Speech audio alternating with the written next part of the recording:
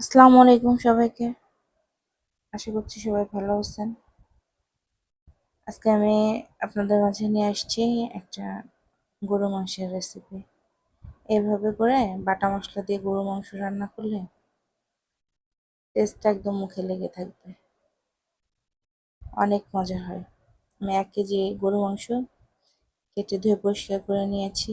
তার মধ্যে 2 টেবিল চামচ টক দই, 1 চা চামচ হলুদের গুঁড়া, আদা, রসুন, পেঁয়াজ, ধনিয়া, জিরা আর মরিচ দিয়ে পিষে নিয়েছি।